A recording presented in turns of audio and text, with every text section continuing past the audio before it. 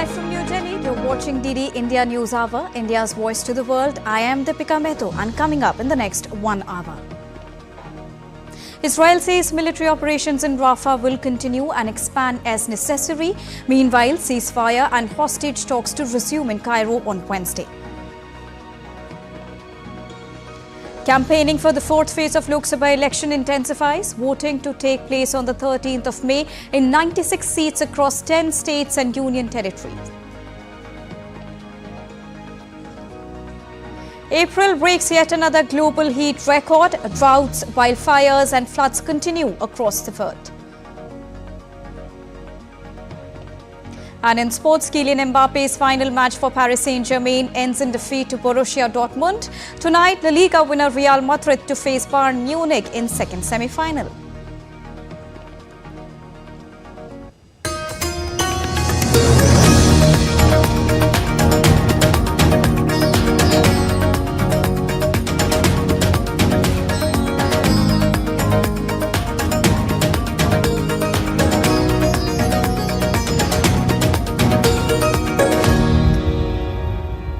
So those were the top headlines of the hour that we are tracking for all our viewers here on DD India News Hour. And now to begin with the top news. The US is now hopeful that Israel and Hamas will reach a ceasefire deal as the two sides continue negotiations on Egypt. Now, this comes after Hamas presented a revised ceasefire proposal. Earlier, Israel rejected a three-phase proposal by Hamas in which the group demanded complete Israeli withdrawal from Gaza.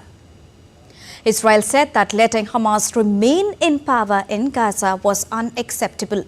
The talks that involve Hamas, Israel, the US, Egypt and Qatar resumed on Tuesday. Earlier, Israeli Prime Minister Benjamin Netanyahu said that military pressure is still needed to return the hostages who are being held by Hamas in Gaza.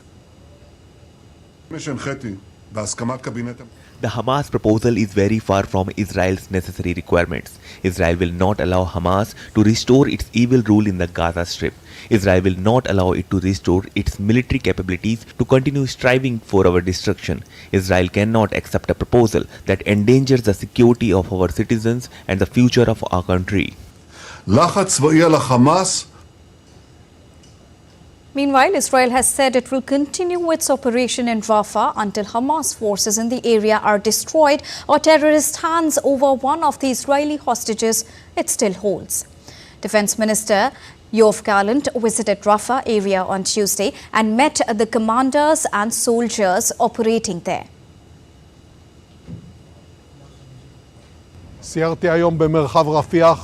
This operation will continue until we eliminate Hamas in the Rafah area and the entire Gaza Strip, or until the first hostage returns. We are willing to make compromises in order to bring back hostages, but if that option is removed, we will go on and deepen the operation. This will happen all over the Strip, in the south, in the center and in the north. We know that Hamas only responds to force.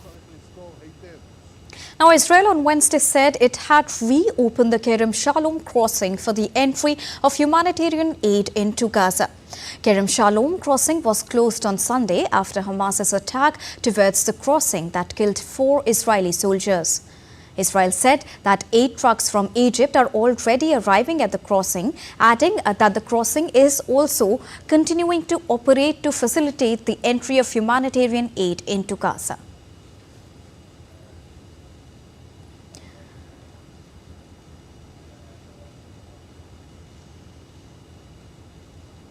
And now to discuss more on this, I have with me Sarah Coates, who's joining us from Tel Aviv. A very good afternoon from India, Sarah. Now, what is the latest that you're tracking on the Cairo ceasefire talks, Sarah?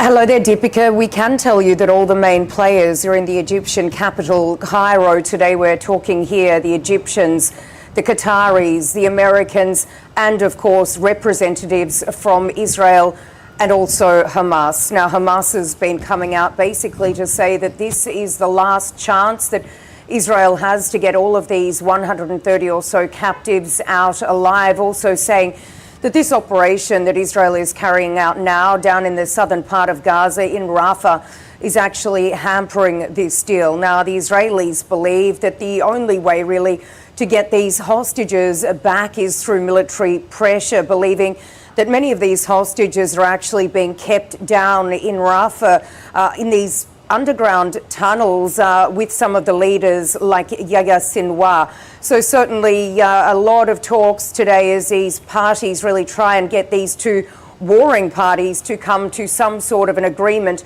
But what we can tell you here is that the CIA Director Bill Burns, he will be here in Israel in a couple of hours' time, holding high-level meetings with the Israeli Prime Minister Benjamin Netanyahu and other figures really trying to push home a deal. And just lastly, we did hear from US spokesperson Matt Miller. He came out to say that we believe there's space to reach a deal, and we are trying incredibly hard to get this over the line. So certainly very, very fragile negotiations in the next few hours will be critical. They are indeed very critical when we talk about the major developments that the world is expecting. But on the other hand, US also halted the bomb shipments to Israel. So here, how do you see this move by the US as Israel now says that they will resolve any disagreements behind closed doors?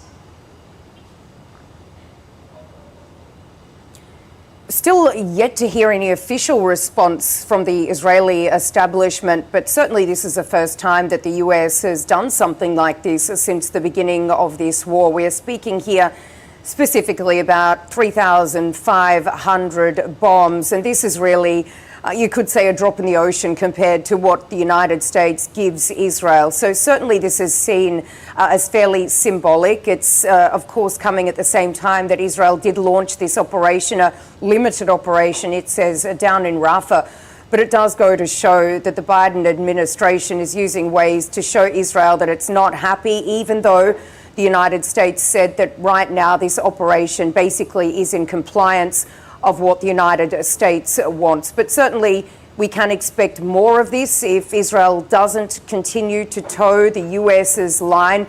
But certainly right now, as I did mention, it is fairly small on scale, and we are waiting for a response from the Israeli officials. But just to give you a bit of context as to which kind of weapons these are some 900-kilogram bombs, with the United States are very worried about the impact that these could have in fairly densely populated areas such as Rafah. Deepika. All right. Thank you so much, Sarah, for joining us from Tel Aviv and bringing us the latest on the recent developments. Now, Israel has said that coordination between allies was unmatched after reports said that US has paused a shipment of weapons to the country. Now, according to a report, Washington is reviewing proposed transfers of particular weapons to Israel amid the country's Rafah operation.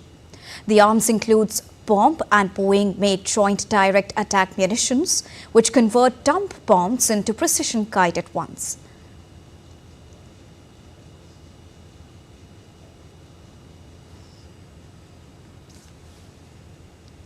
US President Joe Biden said that there is no room for anti-Semitism in our war, speaking from a Holocaust memorial event in the capital.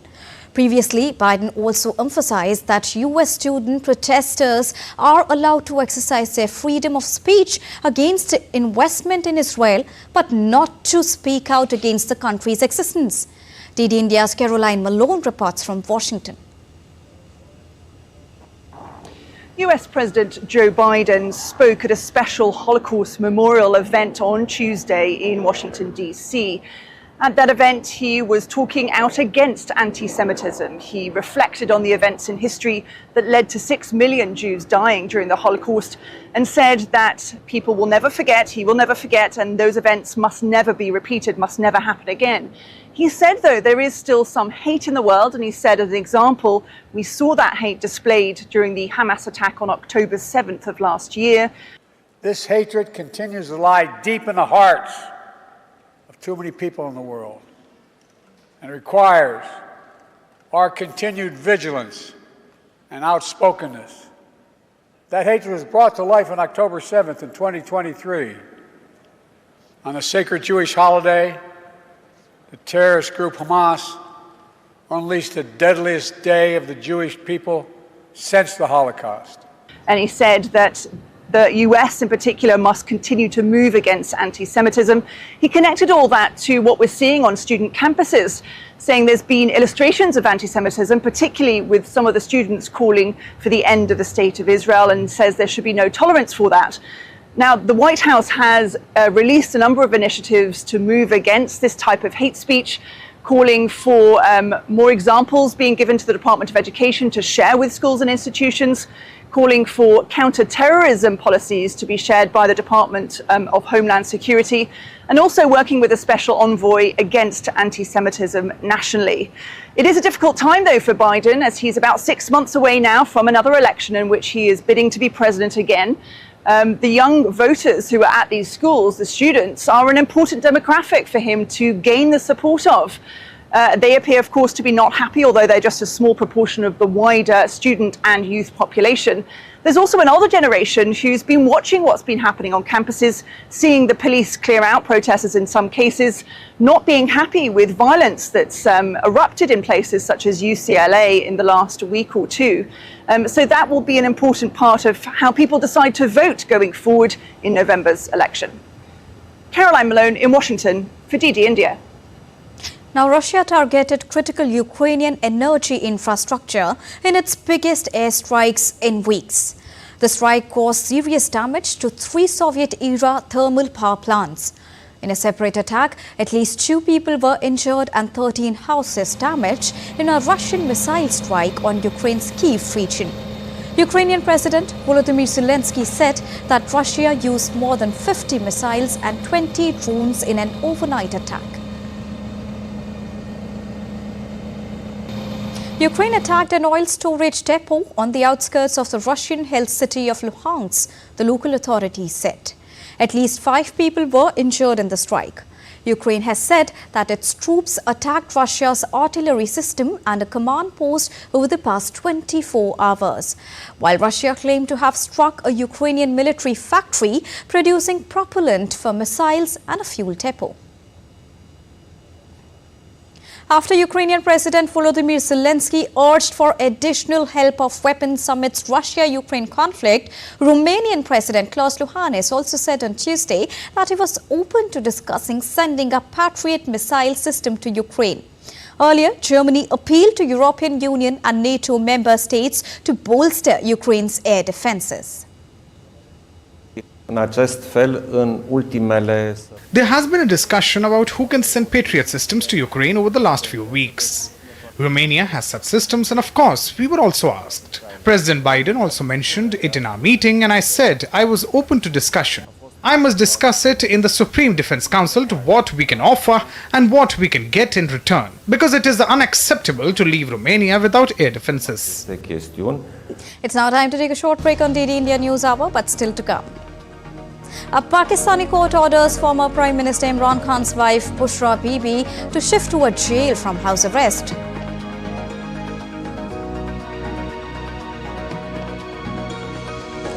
Chinese President Xi Jinping commences his state visit to Serbia at the invitation of President Alexander Vučić.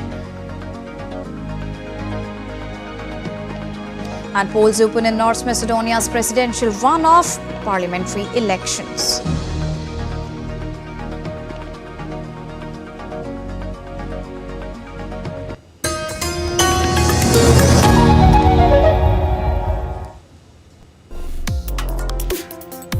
Complex issues, hidden agendas, twists and turns, strategic games. We think all dots are linked. We just need to connect them. Join me every week as I connect the dots to unravel hidden designs in statecraft, mysteries, and decode issues that matter to you. Watch Connecting the Dots with me at these times on DD India.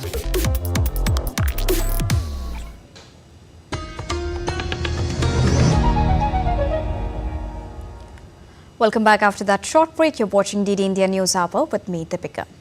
Well, the adult film star Stormy Daniels testified in a Manhattan court about her alleged relations with former President Donald Trump, which he denies. She also spoke about the hush money she received to keep quiet about it.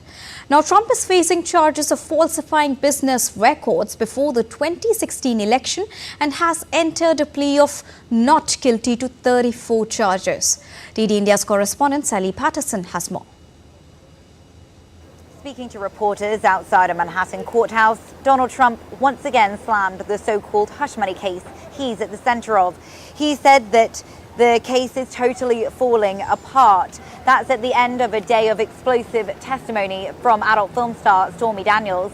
She claims to have met Donald Trump in 2006 at a golf tournament, and she said she was invited to his hotel room where they had dinner together, and then she says they had a sexual encounter. Donald Trump has repeatedly denied ever having a relationship with Daniels.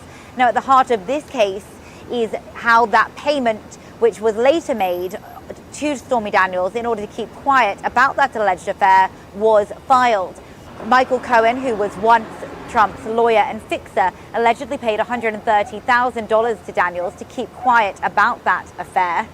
Then Trump's team allegedly paid back that money to Cohen and filed it as legal expenses. The prosecution alleges that that was illegal and shouldn't have happened. Donald Trump has pleaded not guilty to 34 different criminal counts of falsifying business records and says that this is a politically motivated attack by his opponents to try and keep him out of the White House. Sally Patterson in New York reporting for DD India. Meanwhile, Trump's classified documents trial has been indefinitely postponed. The trial is underway in Florida on charges of illegally keeping classified documents after leaving the office. Now, previously, he was scheduled to go to the trial on the 20th of May. The judge, however, scheduled pre-trial hearings to run through the 22nd of July. Now, Trump has pleaded not guilty to 40 federal counts. The development greatly reduces the odds that he will face a jury in either of the two federal criminal cases against him before the 5th of November US election. The White House said on Tuesday that there are two separate cases of US citizens being detained in Russia, and the State Department is seeking consular access to both of them. Now, White House Press Secretary Karine Jean-Pierre told the reporters that the State Department is seeking consular access to both individuals.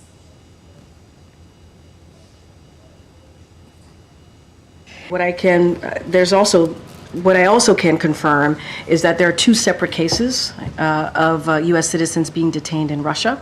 The State Department is actively seeking consular access to both individuals, neither of whom were in Russia on behalf or in affiliation with the U.S. government. We take seriously our commitment to assist U.S. citizens abroad and provide all appropriate assistance.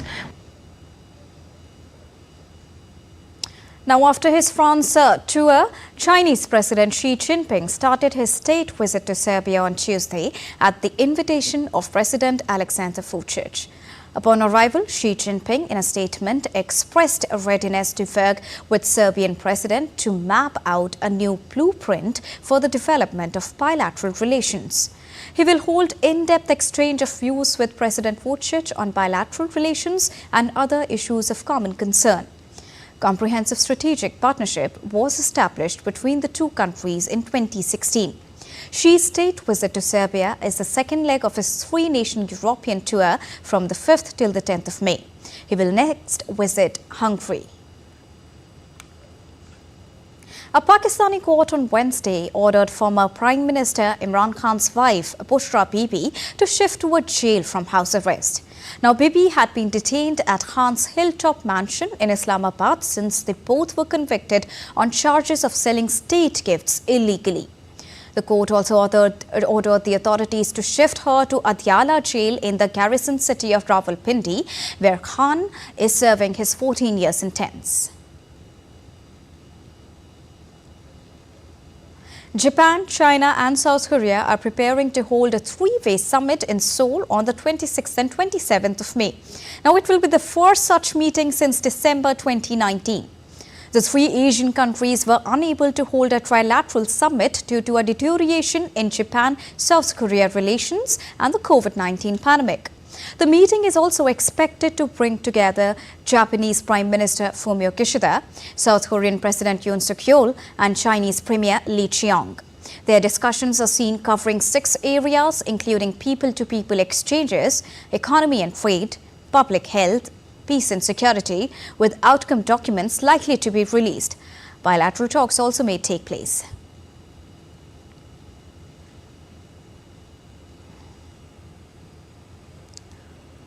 European aviation safety experts are cautioning about the rising threat of GPS interference affecting commercial flights in the continent. Finland's Finnair has been forced to suspend some services due to pilots receiving false information. Multiple European governments are also blaming Russia for jeopardizing passenger safety as part of a broader hybrid war tactic against NATO countries. DD India correspondent Trent Murray reports from Berlin for more. As Europe's airports prepare for the peak summer season, industry experts are sounding the alarm over new safety concerns. Incidents of so-called GPS spoofing have skyrocketed in recent months. Experts say the deliberate manipulation of satellite signals can trick an aircraft's computer systems to navigate off course, the false data overriding its real location. These Flight Radar 24 maps show the scale of the problem. The issue particularly concentrated around Eastern Europe and the Baltics. Captain Janis Kristops is the safety manager at the region's flag carrier Air Baltic. He told DD India the airline's pilots are increasingly noticing their GPS instruments being jammed mid-flight. GPS signal is coming from satellites positioned on very high just an orbit around the globe and reaching ground as a quite weak radio signal. And this weak radio signal is very easy just to, let's say, mask, to, let's say, make interference, to cut it off and to spoof it. Speaking about like last 3 or 4 months, yes, we can see that this is rising. While Europe's airlines have steered clear of calling out a culprit, the continent's politicians have not.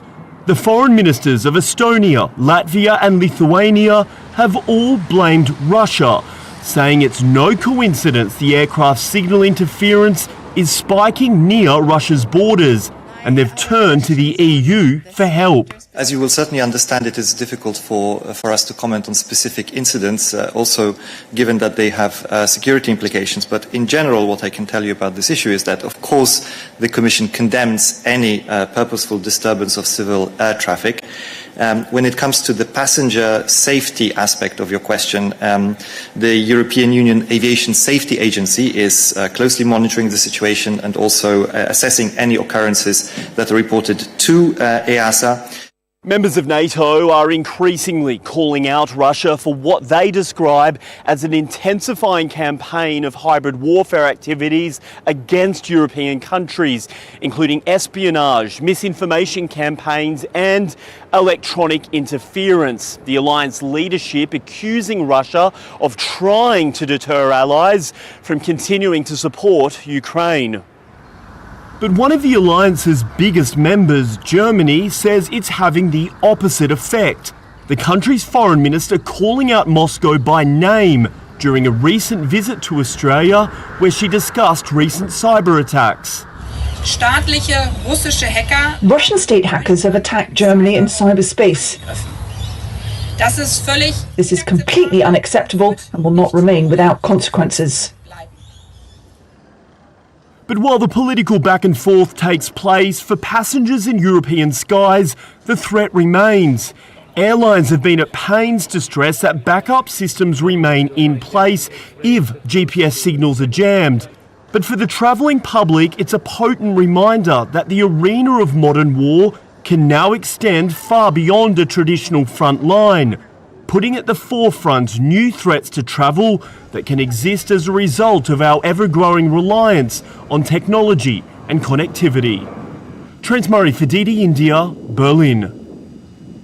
Hosted annually since 1956, the 68th edition of world's biggest live music event, Eurovision, began in Sweden's Malmö, with the first semi-final held on Tuesday. Now, with 37 participating countries and around 100,000 visitors from around the globe, the second semi-final will be held on Thursday and the grand finale is going to take place on Saturday.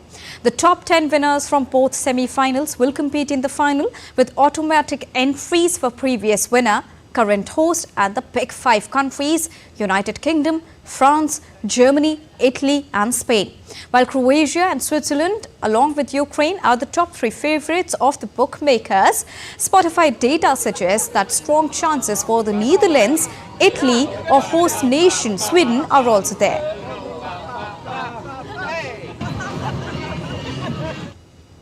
And now in the India News Hour, let's quickly take a look at other news-making stories around the world. Known as SXSW, the famous music, technology and film festival South by Southwest will hold its inaugural European edition in London in June 2025. Launched as a music festival in 1987, SXSW has expanded its range to film, television, video games and technology. Panama's President-elect Jose Raul Mulino met with President Laurentino Cortizo on Tuesday. The meeting was held at the Palacio de la Garces presidential palace to discuss issues of natural interest. Mulino had swept the presidential polls on Sunday with the governmental transition scheduled for the 1st of June. Britain's Heathrow Airport was crowded with passengers queuing at the passport control due to nationwide technical issue at the country's border force. Now, this had affected the leading airports of the country. Britain's border force operates passport control and e-gates at the airports. And North Macedonia went to polls on Wednesday for parliamentary and presidential elections. So far, no details about the polls have been published, but the rightist opposition seems to be leading, showing voters' disinterest in the current ruling. The polls will close at 1700 GMT, with the State Election Commission expected to announce results later in the day. World Thalassemia Day is observed every year on the 8th of May to raise awareness around this genetic disorder and also support those who are struggling with it. Here's a report.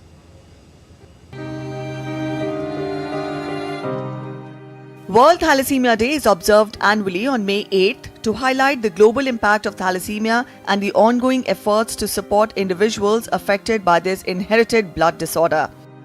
Thalassemia is a genetic blood disorder which occurs when the body is unable to produce enough hemoglobin, a protein in the red blood cells. Diagnostic tests confirm thalassemia types and severity. Prenatal diagnosis can help understand the status in the womb. Pre-implantation genetic testing is also done, where embryos can be screened and the healthy embryo can be implanted. The early detection of thalassemia during pregnancy via blood tests of both the parents can help reduce the population of those born with thalassemia. Additionally, early diagnosis of thalassemia makes treatment easier. Observing World Thalassemia Day increases awareness about the disease and automatically aids its prevention. With inputs from Kiran Bhardwaj for DD India.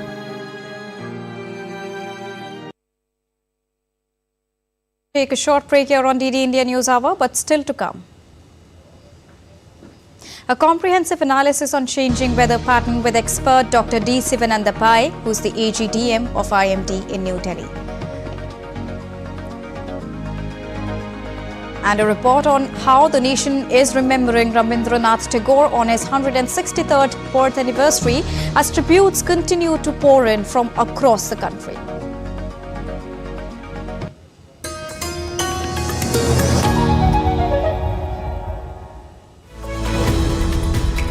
We just don't bring you the news as it unfolds. We get to the heart of the matter. We don't just present facts. We demystify complex social, political and economic events. We break stories that shape the world's present and future because you deserve the truth. I am Tanvi Taneja from New Delhi. I'm Ollie Barrett from London. I'm Nick Harper from Washington, D.C.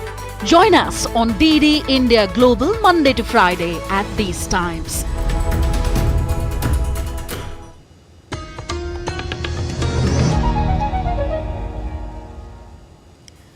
You're watching DD India News Hour, and now it's time to quickly recap the top headlines of the hour.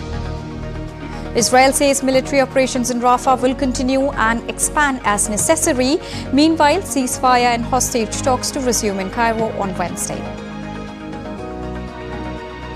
Campaigning for the fourth phase of Lok Sabha election intensifies. Voting to take place on the 13th of May in 96 seats across 10 states and union territories. In sports, Kylian Mbappe's final match for Paris Saint-Germain ends in defeat to Borussia Dortmund. Tonight, La Liga winner Real Madrid to face Bayern Munich in second semi-final. And now it's time to get you the latest on the world's largest democratic elections across India.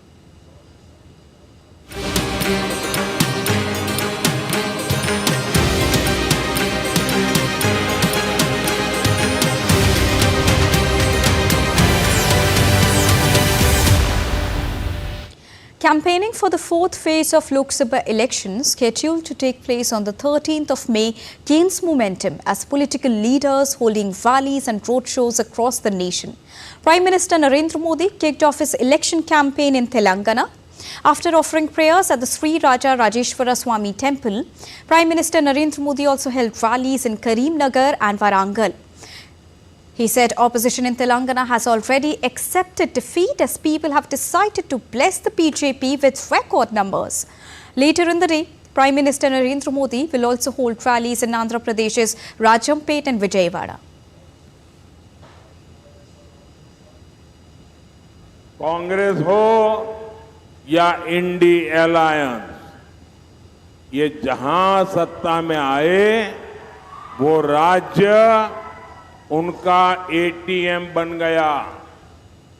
अभी झारखंड से नोटों के पहाड़ निकले हैं, आपने देखा है ना। इसके पहले कांग्रेस के एक सांसद के यहां 300 करोड़ कैश निकला था, और जब मोदी इनके ब्लैक मनी, इनके करप्शन पर कार्रवाई करता है तो ये मोदी को गाली देते हैं। Senior BJP leader and Home Minister Amit Shah attended a public meeting in Lakhimpur Kheri of Uttar Pradesh. Amit Shah slammed Congress, SP and BSP for trying to malign the image of Prime Minister Narendra Modi along with BJP. Now, as campaigning picks up pace in India for General Election 2024, Congress leader Priyanka Gandhi addressed a public meeting in Raebareli. Congress leader is also scheduled to attend public meetings at Tulwasa, Maharajganj, Halor, Bhavanikar, Guda, Tilinda, Incholi and Sadoli. So 11 states and union territories voted on Tuesday in the third phase of the Lok Sabha elections amid searing temperatures. The 7th of May witnessed peaceful polling and the voter turnout recorded at 64.4%.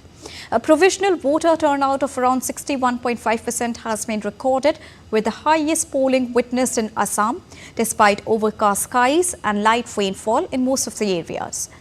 Now with this, polling is over in 20 states and union territories covering 283 Lok Sabha seats.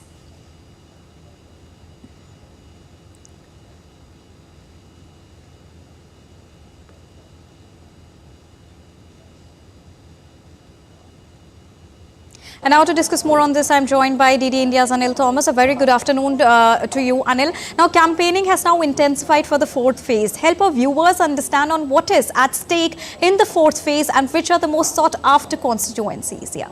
Well, good afternoon, Deepika. The fourth phase, very much in particular, the focus once again in the southern part of India.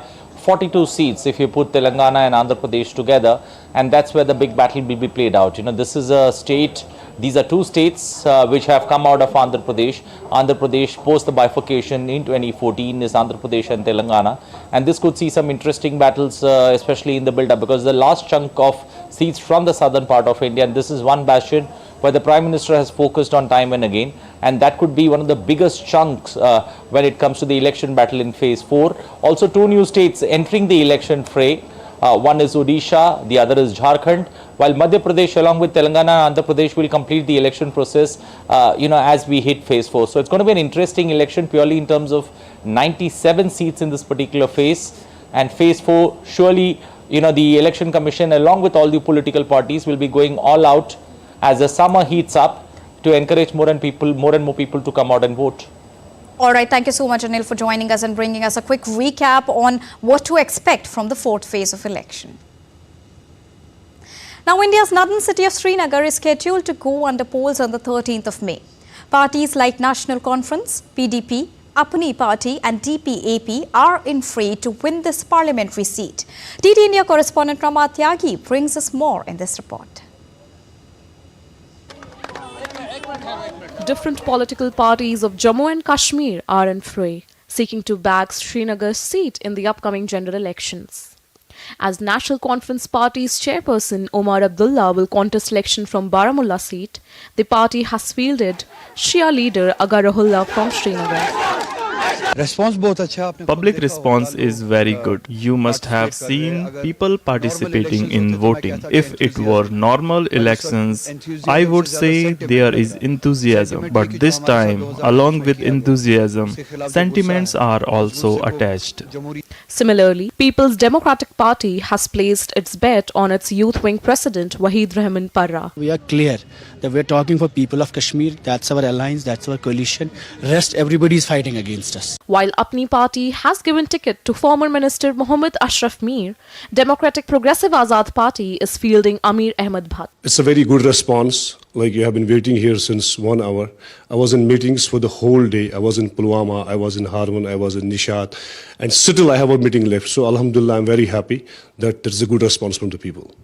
Whereas BJP asserted that although the party has not fielded its candidate, but any party in power will be in coalition with BJP. हमारे prime minister Modi साहब ने जो काम किए The work that Modi ji has done is commendable.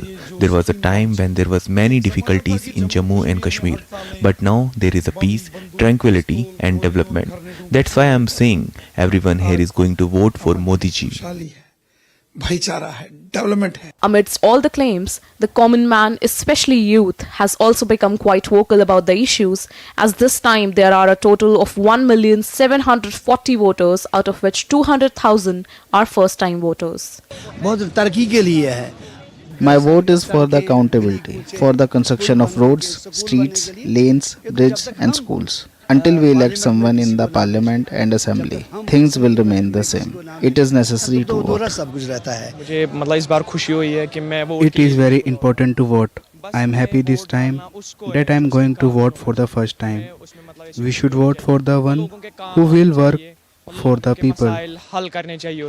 A total of 24 candidates are in the electoral battle for the Srinagar parliamentary seat that will go to the polls on May 13. Prasar Bharati for DD India. Now, nation is observing 163rd birth anniversary of Rabindranath Tagore. Now, who is better known as Kavi Guru, is now being remembered with due dignity at Shantiniketan. The celebrations include the worship of Lord Brahma at Kutch Mandir and celebrating Janma Utsav ceremony at Madhavi Bitan. The students and professors remember the poet with songs and poems. The celebrations at Shantiniketan are different from other places of India. The Indian poet, writer and philosopher's legacy continues to shape literature, music and art. Now, remembering Rabindranath Tagore on his 163rd birth anniversary, Prime Minister Narendra Modi paid tribute to Gurudev Tagore on his social media platform X. Prime Minister Modi highlighted Gurudev's enduring wisdom and genius that continues to inspire and enlighten innumerable people across generations.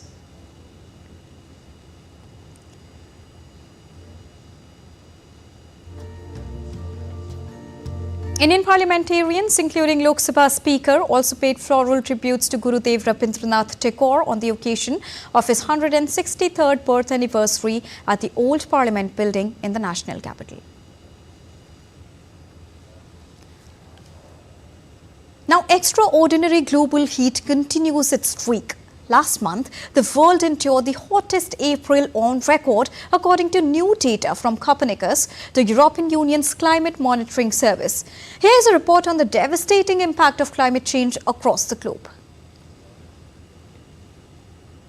From Dubai's desert rain to Chile's unexpected snow, the world reels under the erratic dance of extreme weather. Severe storms and tornadoes hitting parts of United States, the unforgiving floods of Brazil, the scorching heat waves in South Asia demand an explanation. Scientists have confirmed that climate change caused some specific weather extremes in April with new data from Copernicus, the European Union's climate monitoring service, revealing the world's average temperature in the last 12 months ending in April was the highest on record at 1.61 degrees Celsius above the average. April this year was the warmest April on record globally. So considering the global average surface air temperature over the entire globe, that's the 11th month for which the temperature has been the warmest on record for the same month in all previous year for which we have data. The impacts are felt worldwide. Heavy rainfall and thunderstorms have hit Germany and parts of United States, while most of Asia faces deadly heat waves and wildfires. The marine ecosystem in Kenya is also suffering from mass coral bleaching events. While the end of the El Nino event with typically lower temperatures, global sea surface temperatures remain high, suggesting a troubled shift in the climate system. This is what's most puzzling, is that despite the end of the El Nino event, the sea surface temperatures, the global sea surface temperature remains so high. So I think in recent months, given all these records that we have seen tumbling in the past few months, I think many scientists have asked the question whether there could be a shift in the climate system. Despite the agreed-upon goal of limiting warming to 1.5 degrees Celsius, achieving this target is becoming increasingly challenging.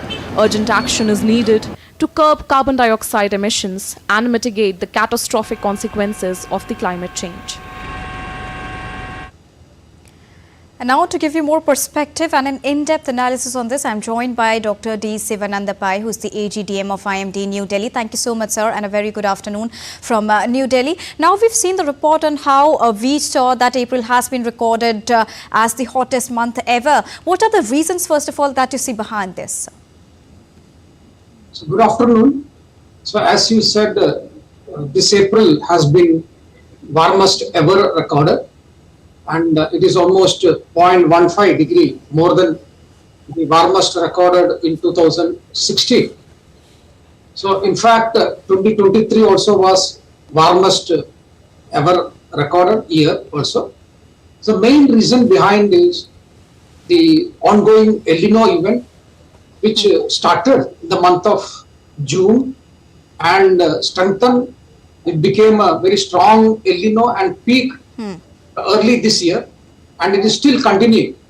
That is, and because of that, throughout the global oceans, particularly tropical Pacific and even tropical Indian Ocean, they are very much warmer than normal.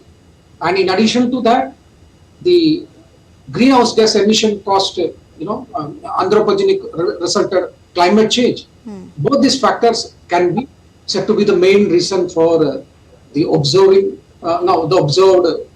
warm April as well as the last year. Right, Dr. Pai, and in such a scenario, what are the ways that one can take involving the common citizens? We are with every passing day witnessing new technologies evolving. Carbon farming is one of them. What are the various ways that one can adapt to mitigate the climate change? See, mitigation means that to reduce the impact of climate change, that is, and we know that is caused by the emission of the greenhouse gases. So our efforts should be mainly to decrease the greenhouse gases, particularly carbon dioxide, methane, nitrogen dioxide, those kind of gases. And for that, the carbon dioxide, these gases has to be one of that, the sources of these gases are coal and those type of, petrol, diesel, all that has to be reduced. Use of fossil fuels has to be reduced. At the same time, like forestation, more forest area has to be there, which can absorb carbon dioxide, and also we should adopt the technologies which will reduce, consumption of coal and fossil-based fuel. So we have to improve the wind-based or other, energy sources has to be explored, like solar energy or wind energy, and we should thereby reduce the coal-based energy and also adapt to new technologies which will have more energy efficiency, and those type of has to be there. And when we talk about India particularly, where do we stand? Where does the country India stand when we talk about attaining the SDGs or the Sustainable Development Goals, Dr. Pai? See, so far we have, as promised, in the COP, that we have already achieved more than 50% of the wind and solar energy being created, and at the same time, actually we also have been adopting a lot of adaptation methodology, like early warning for extreme events caused by climate change, etc., thereby trying to reduce the risk associated with the climate change. And also, how do you see the involvement of youth particularly, because they are the next generation, the future is in their hands. What can they exactly do? How can they contribute to make it a better world? Students, you meant the young people, isn't it? Yes. Yeah. So, see, that's what I said. So they have to reduce actually consumption of energy, so that they can simply go, when they go to school or other places, they can walk, which will help you in improving their health as well as reducing carbon footprint. And at the same time, we can also adapt more, anything that we purchase locally produced thing, so that it can reduce carbon footprint caused by transporting item to our area, and similarly reducing meat. It may be a controversy, but even this meat as a food actually causes a lot of greenhouse gases emission like methane, etc. So we have to identify things like that, and slowly in our life we have to try to adapt to those type of things that can mitigate the greenhouse gases. So small steps can really make a big difference. Thank you so much, Dr. Pai, for joining us and bringing us a quick and rounded perspective on how the nation and the world is looking at the climatic conditions right now, the changing phenomena, and what can be done to mitigate the climate change. It's now time to take a quick and short break here on DD India News Hour, but still to come. In IPL today, Sunrisers Hyderabad are all set to host Lucknow Super Giants in high-stake contest.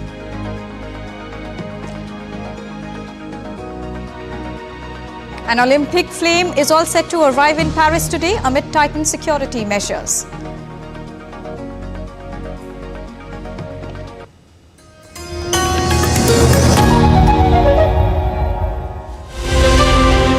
As India decides in the world's largest election, we help you feel the pulse of the nation. I am Sakal Bhatt. I am Shubhendu Ghosh.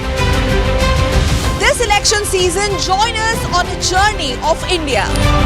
We are in Assam. This is the tea city of India. From down south, Tamil Nadu. Discover the colors of democracy.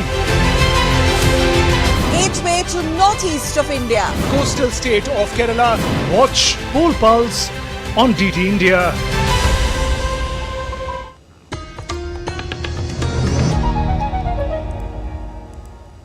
Welcome back. After that short break, you're watching DD India News Hour with me, Deepika.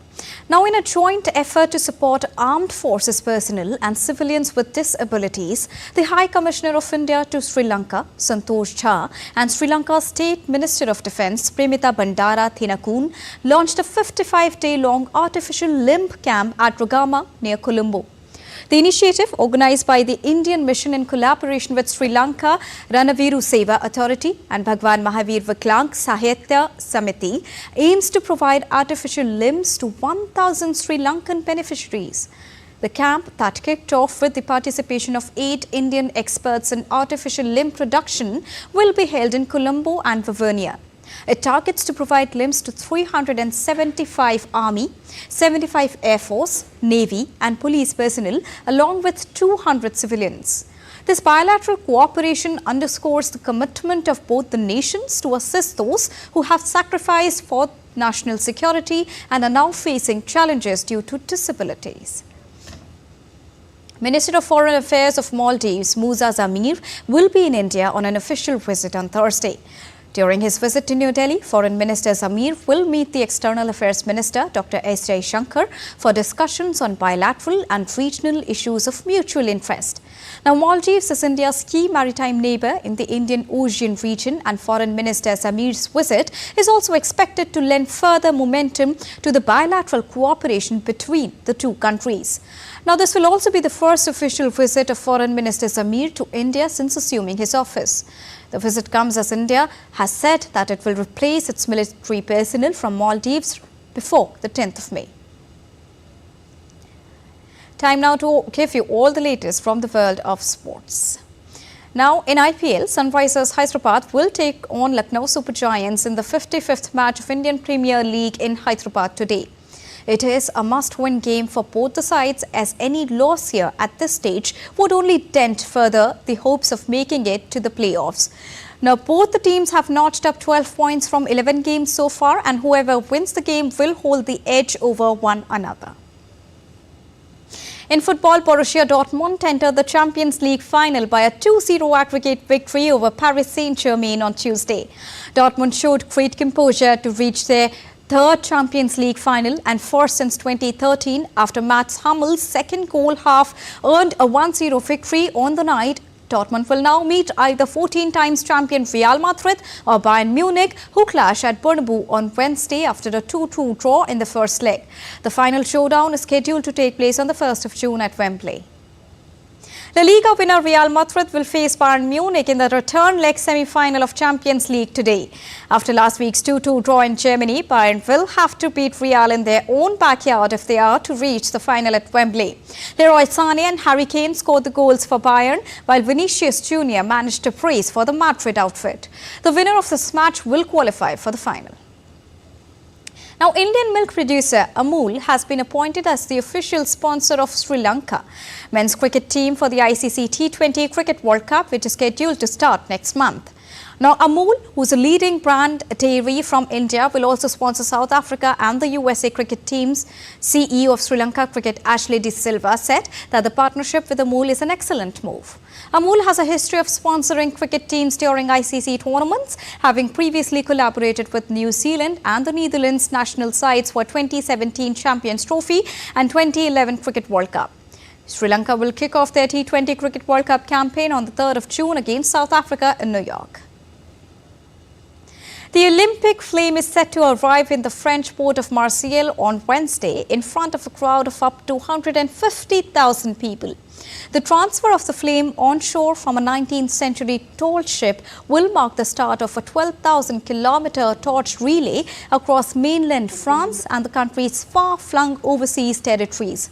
Organisers are excited for the first public spectacle of their much-hyped iconic Olympics that are just 79 days away now. The Olympic torch journey began after being lit on the 16th of April in ancient Olympia. The torch was then carried around Greece before leaving Athens aboard a 3-mast ship named Pele. More than 800 drones formed different shapes over the Mediterranean city's viewport to celebrate the upcoming arrival of the Olympic flame at Marseille's Old Port in southern France, where the Olympic torch is set to land on Wednesday.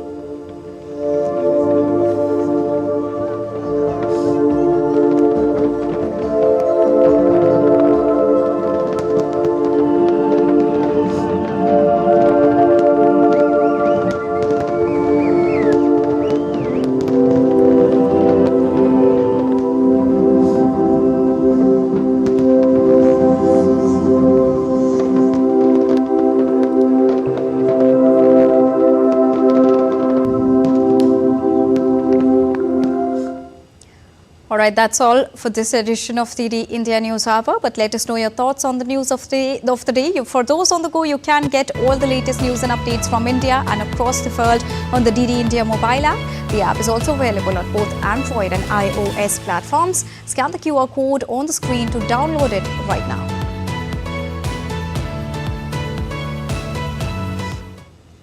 We'll be back with more news as it breaks here on DD India. I am Deepika Mehto, and from all of us here in New Delhi, thank you so much for watching DD India News Hour. Namaskar.